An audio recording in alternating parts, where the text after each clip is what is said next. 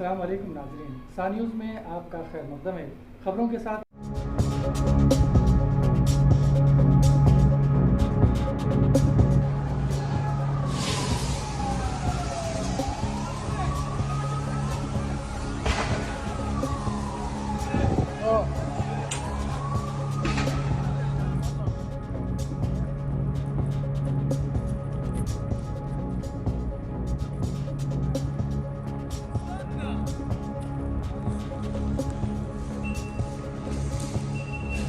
अमरीकी अखबार New York times ने इसराइल को अल-हिला अस्पताल की तबाही का जिम्मेदार करार दिया है। न्यूयॉर्क टाइम्स के मुताबिक अस्पताल की तबाही के शवाहिद का जायज़ा लिया गया और तहकीकात की गई।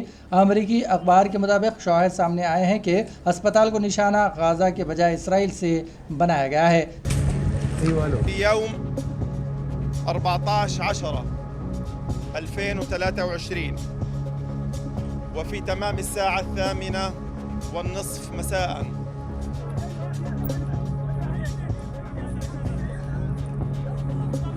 لماذا؟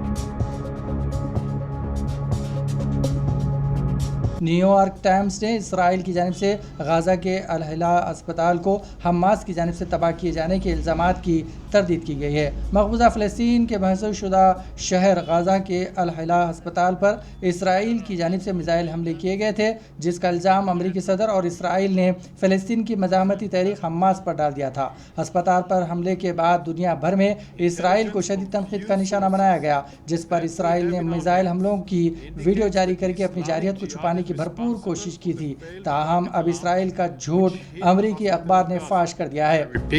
This is the responsibility of Islamic Jihad that killed innocents in the hospital in Gaza.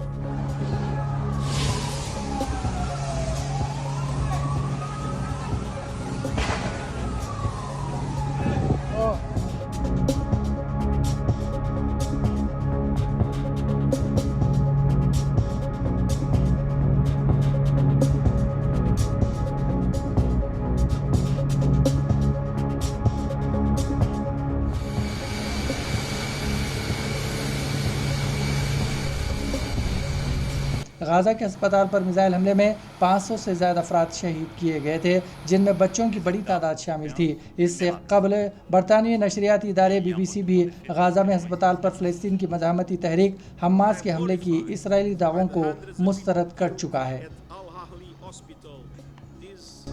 Same day in Gaza by a strike that I strongly condemned earlier today.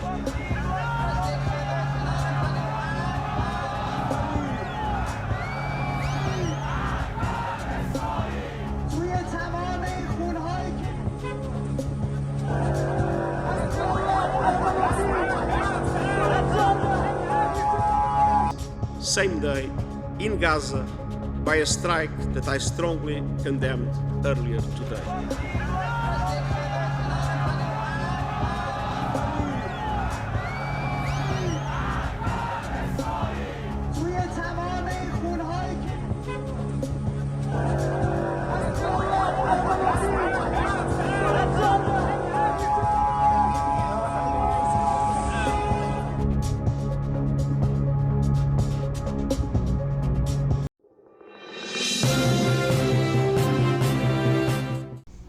रियासत कर्नाटक में रोनुमा दिलखराज सड़क हादसे में 12 अफराद हलाक हो गए। यह हादसा चेक बालापुर के करीब पेश आया। ज़राए के मुताबिक सड़क पर रुकी हुई टैंकर को टाटा सोमो गाड़ी ने बर्क़ रफ्तारी के साथ टक्कर दे दी, जिसके नतीजे में 12 अफराद की मौत हो गई। इन तमाम का ताल्लुक़ रियासत आंध्र प्रदेश से बताया जाता है। मरने वालों में 8 मर्द, 3 ख़वातीन और 1 बच्चा शामिल है। हादसे में दीगर 2 ज़ख्मी बताए गए हैं।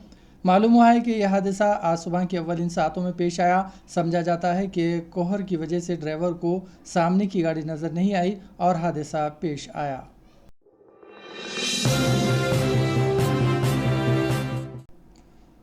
हैदराबाद के हल्का असम्बली गोशा महल के बीजेपी के एमएलए मालून राजा सिंह ने कहा है कि एक नामालूम शख्स ने मुझे फ़ोन किया।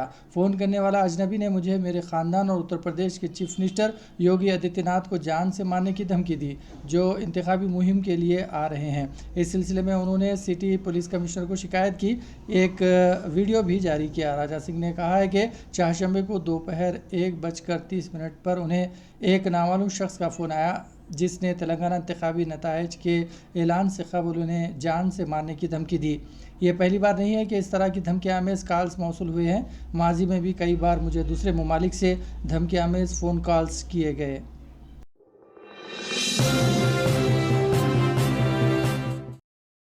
हिंदुस्तान कुछ ज़ुमरों के लिए कनाडा में वीज़ा खिदमात दोबारा शुरू करेगा। इन ज़ुमरों में entry visa, business visa, medical visa और कॉन्फ्रेंस वीज़ा शामिल है। ओटावा में भारतीय हाई कमीशन के ज़राए जारी एक बयान के मुताबिक इस सिलसिले में कनाडा के हालिया इक़दाम को मद्देनज़र रखते हुए सिक्योरिटी के सूरत हाल का जायज़ा लेने के बाद ये फैसला गया। बयान के मुताबिक ओटावा में भारतीय हाई कमीशन और टोरंटो विंग को म्युनिसिपल जनरल को कुछ सिक्योरिटी वजूहात की मद्देनज़र आर्जी तौर पर वीज़ा खिदमात को मुअत्तल करना पड़ा था।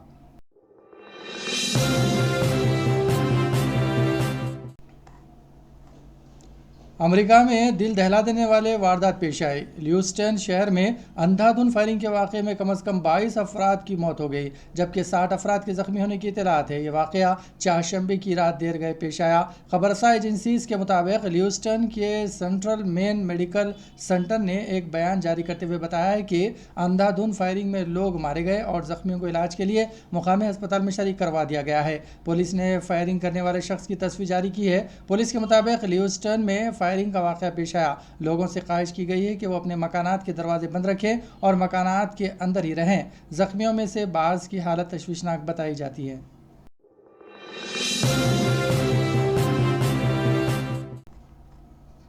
तेलंगाना में असम्बली इंतखाबात की तारीख जैसे जैसे करीब आ रही है, एक पार्टी के लीडरों का दूसरे पार्टी में शुमूलियत का सिलसिला भी तेज़ी से जारी है।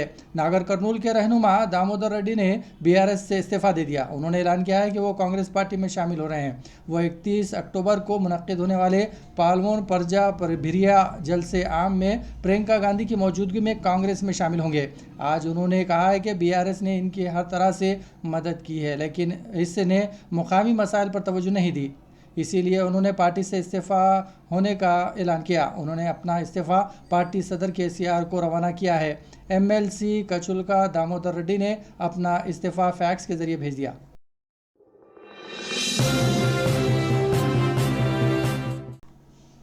तेलंगाना में इंतखाबात के पेश नज़र सियासी सरगर्मियाँ व बयानबाजियों में तेज़ी आ गई है।